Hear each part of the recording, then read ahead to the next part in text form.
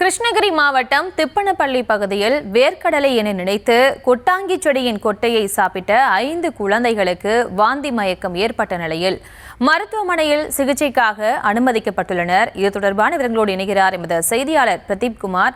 பிரதீப்குமார், வணக்கம். தற்போது அந்த குழந்தைகளின் நிலைமை எப்படி இருக்கு? மேலும் விவரம். வணக்கம். கிருஷ்ணகிரி மாவட்டம் வேப்பனப்பள்ளி அருகே உள்ள திப்பனப்பள்ளி கிராமத்தில் உள்ள சிவசக்தி நகரில் உள்ள நரிக்குறவனத்தைச் சேர்ந்த 40க்கும் மேற்பட்ட குடும்பங்கள் இந்த பகுதியில் வசித்து வருகின்றன. இந்த நிலையில் இந்த நகரில் கடந்த 2 நாட்களாக திருவிழா ஒன்று நடைபெற்று வருகிறது. இந்த நிலையில் நேற்று திருவிழாவில் சேர்ந்ததற்காக அப்பகுதியில் இருந்த சிறுவர்கள் விளையாடி கொண்டிருந்த போது கிராமத்தின் அருகே உள்ள ஒரு மரத்தின் கொட்டைகளை சாப்பிட்டுள்ளனர். இதையடுத்து திடீரென்று 5 குழந்தைகளும் திடீரென வயிற்றுப்போக்கு, வாந்தி மற்றும் மயக்கம் அடைந்து திடீரென ஓரூராக கீழே விழுந்துள்ளனர்.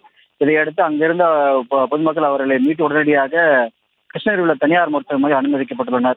அங்கு அனுமதிக்கப்பட்டு சிகிச்சை அளிக்கப்பட்டிருக்கும் போது சிகிச்சையில் மருத்துவர் தெரிவித்தது, இவர் 5 குழந்தைகளும் வேர்க்கடலை எண்ணெய் நினைத்து கொட்டாங்குச்சி செடியை சேர்ந்த விதைகளையும் அந்த கொட்டைகளையும் சாப்பிட்டது தெரிய வந்தது. இதையடுத்து அவர்களுக்கு மருத்துவர்கள் தீவிர சிகிச்சை அளிக்கப்பட்ட நிலையில் 5 சிறுவர்களும் தற்போது நலமாக உள்ளனர். இந்த சம்பவம் இப்பகுதியில் சற்று பரபரப்பை ஏற்படுத்தியுள்ளது. விவரங்களுக்கு நன்றி பிரதீப்குமார்.